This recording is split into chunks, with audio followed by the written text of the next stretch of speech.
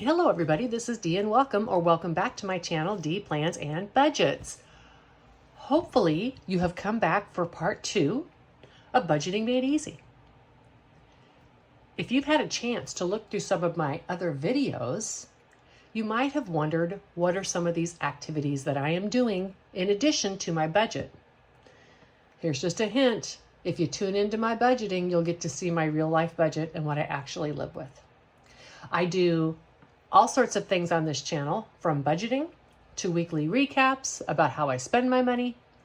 I also do some fun things like stuffing cash into envelopes and savings challenges. If this has sparked your curiosity and you would like to know what it is I'm doing, I'm going to take a few minutes to explain this to you. If you would take just a couple seconds and subscribe to my channel, I would really appreciate it. If you're not sure you want to subscribe yet, maybe at least leave a like on the video and possibly a comment. This just tells YouTube that people are, liking what I have to say.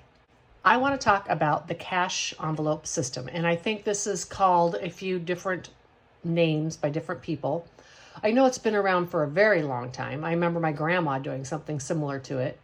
I think, however, that lately it is getting more popular in reference to Dave Ramsey and what he talks about in budgeting.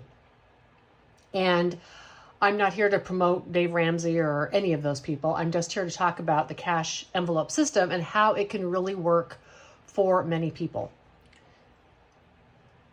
There has been a shift over the years to doing everything with credit cards, and there's many good reasons for this.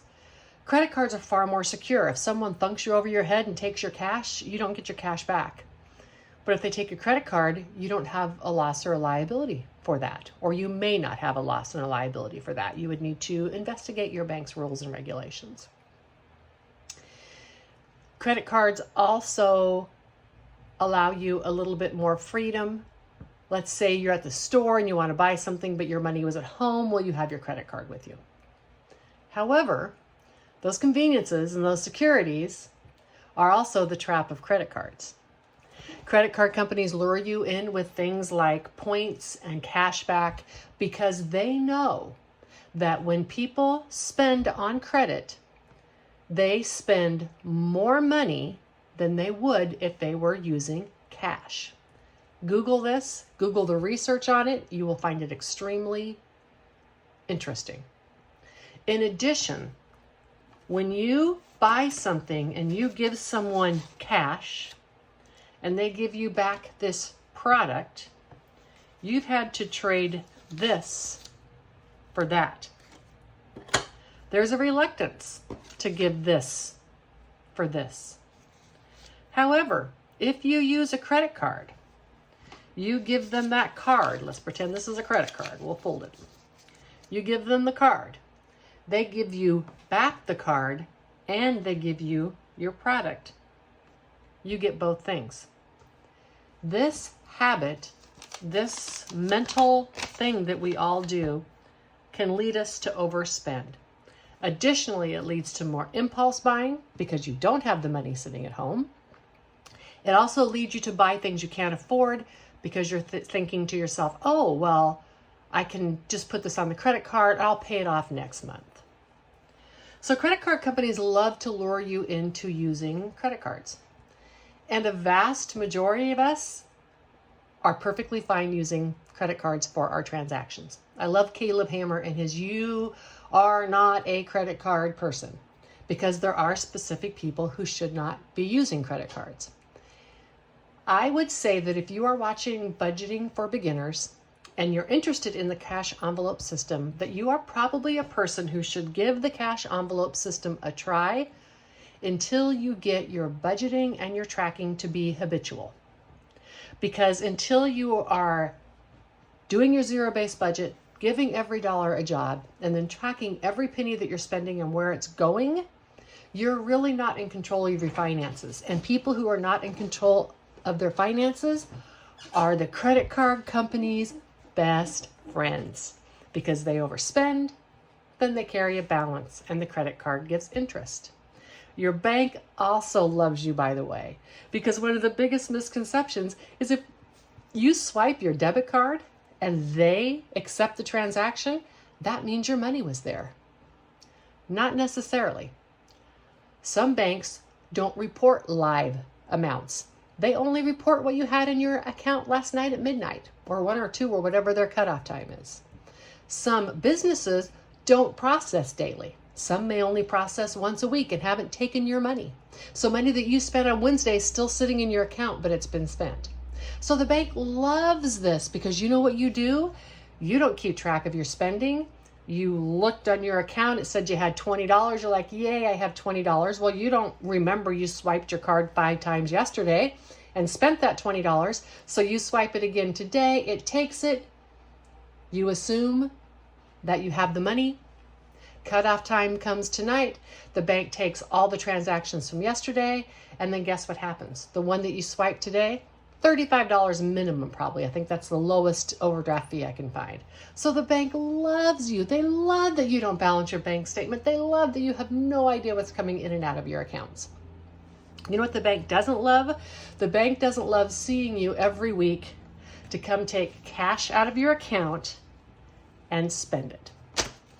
Let's talk about how to set up the cash envelope system.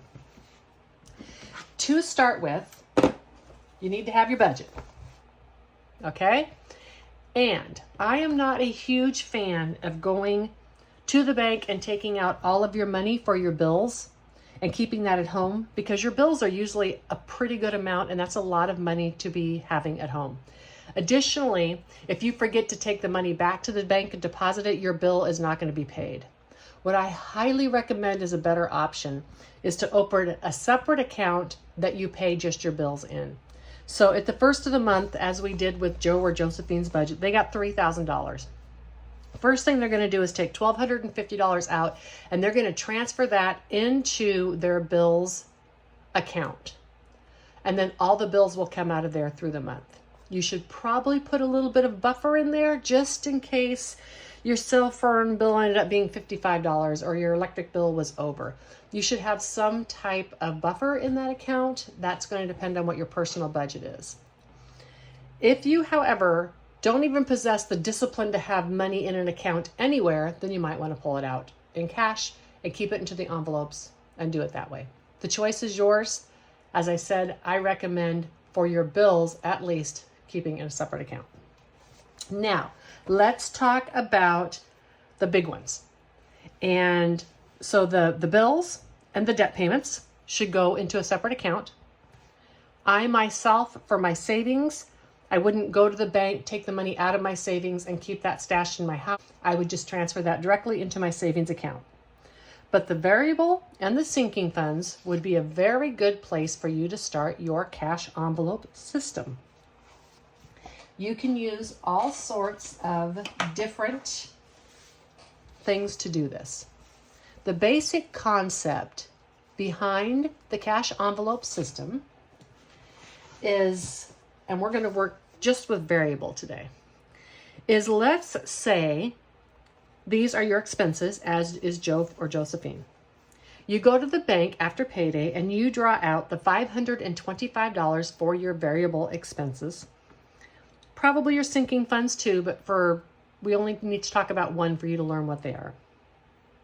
You're going to put the money into the envelopes and then you're going to spend out of those. You are not going to swipe your credit card for these expenses. You are not going to use your debit card for these expenses. You are not going back to the bank to get more cash, and you are not going to use your debit card. You are not going to borrow from Aunt Sally or Uncle Phil. You are not going to ask mom and dad for money.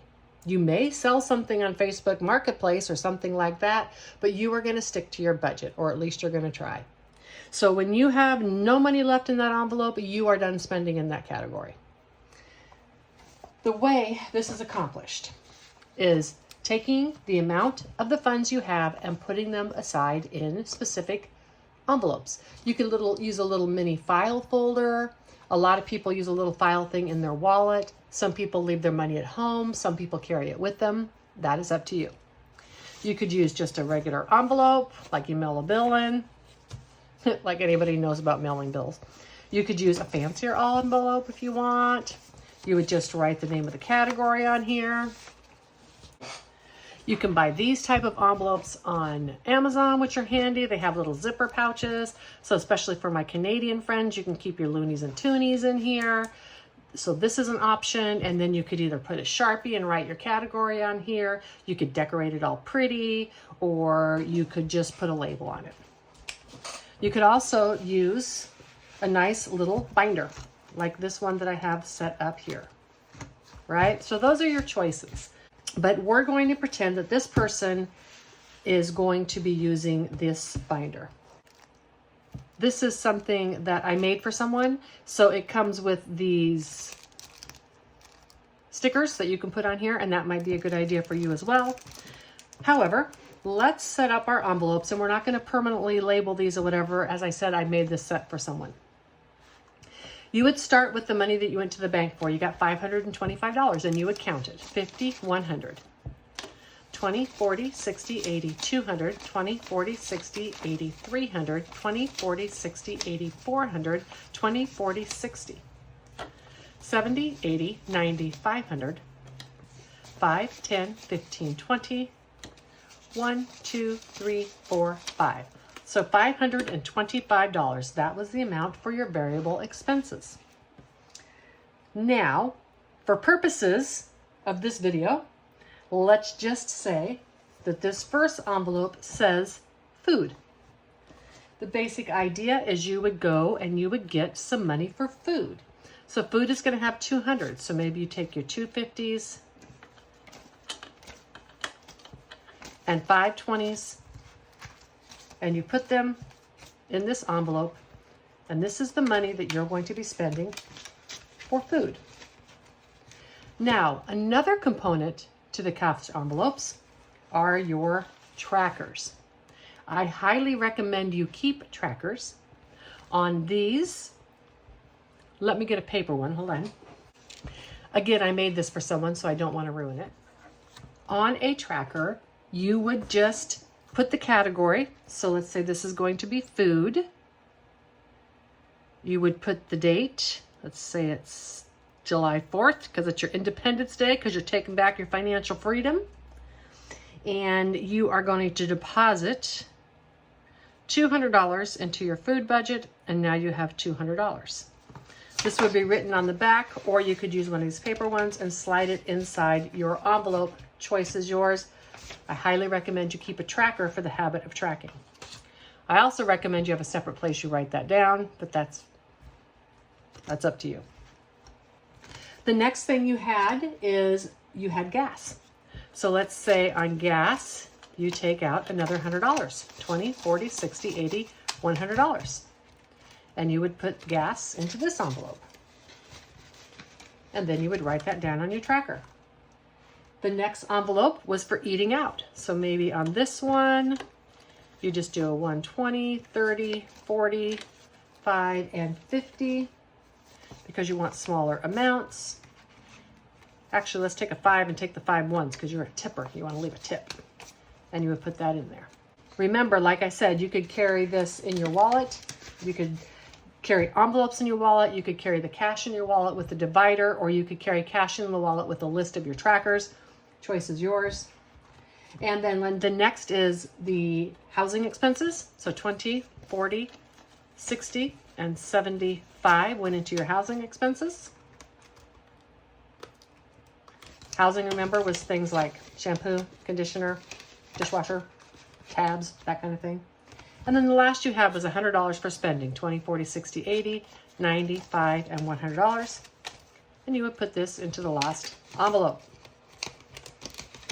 This one has some leftovers, that's okay. And then, at the bare minimum, you would keep this envelope at home. And when it's time for you to go to the grocery store, you would come in here. Maybe you unclip this, or maybe you grab this, or maybe you just take the money out and you take this to the grocery store. And then when you buy your groceries and you give them cash. Let's say in this situation, you gave them $50 for your groceries. You would come home and you would write on here, this was after you took back your financial freedom, you withdrew $50. You have $150 left. Now, you know that for the rest of the month, you have $150 left to eat on. You would put these two things back in. You would repeat the process for things like gas, for things like your spending, for things like your eating out. Okay, so let's say it is payday, and you're so excited you got paid, and you're so excited you put this $50 in the envelope, and whoop, it's gone. Went out the first night, ate it all. 4 days later, you want to eat out again. So you go to this handy dandy envelope and you're like, look, there's nothing in there, but I want to eat out. Okay, well, gosh, I'm just going to take some money out of my gas money because I want to eat out. Put that in there.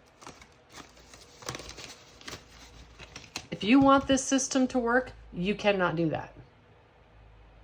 You cannot do that. This system is about adding discipline when you lack it. Your options are, if eating out is super, super, super important to you, then maybe you stuff less each month than you're spending. Maybe you can't save for that new phone like this person did in their sinking funds. Or maybe nobody gets anything for Christmas because you need to go to Chick-fil-A or Panera or whatever it is you do. If you constantly cheat and take money out of these envelopes when they're not in the correct category, this system's not going to work for you. Because just putting these dollar bills into these envelopes is not magic. It doesn't make a budget work. What makes it work is you sticking to what you decided to do. The one exception to this would be, if you need gas to get to work and you've spent all of your money except for maybe the $50 for eating out, well, gas is more important than eating out, so certainly you could spend the eating out money on gas. I hope you understand what I am saying. There is always room for flexibility in budgets, but that needs to be planned at the beginning of the month. And you need to take care of what they call the 4 walls first. That's your housing, your food, your clothing, and transportation. Okay, so those are the things. So you can't take money out of a category that's not your 4 walls, the things that keep you alive and breathing, and spend that money and leave yourself without an ability to take care of the things that you need to keep alive. I hope that this makes a little bit of sense to you. There is, I think, a misconception that these envelopes can be magic and all you need to do is shove money into these envelopes and voila, your financial problems are taken care of. No, what these envelopes do is give you the ability to be able, for instance, to go in before you go to the grocery store. You know you have $150 left to spend for the month. Therefore, you don't go just swipe your card for $200 because you had no idea how much money you had to spend on groceries or how much money you have spent on groceries so far for the month. These envelopes work because you've planned for them and you've put them in your budget. They work because you stick to the budget that you have been given, unless it's an emergency for your 4 walls. Then, if you are finding that your budget is not supporting the life that you want to live, and you are not behind on bills or debt, then you're able to adjust this budget. I hope that this can clear that up a little bit, because I do think that there is a tendency to believe that these envelopes are somehow magic. And they're not magic. They just hold this cash that you are going to spend. And they tell you what you spent so far and what you have left to spend. If you totally ignored it and you continue to swipe your credit card in addition to this, or if you are constantly taking money out of, let's say, your sinking funds that you're trying to save for Christmas, but you're just using that all the time for other items, then this system's not going to work for you. You have to have discipline. Just a system won't work. That would be like saying, go on this diet and eat this magic food and you will lose 20 pounds. You go on the diet, but you never eat the magic food, and then you wonder why you haven't lost the weight. These systems, budgeting, cash envelope stuffing, they can work to help you get your finances under control, and they will work to help you maintain your finances, but they only work if you do. I hope you join me back for part 3, where we're going to talk about the difference between cash stuffing your envelopes and digitally cash stuffing your envelopes. Bye.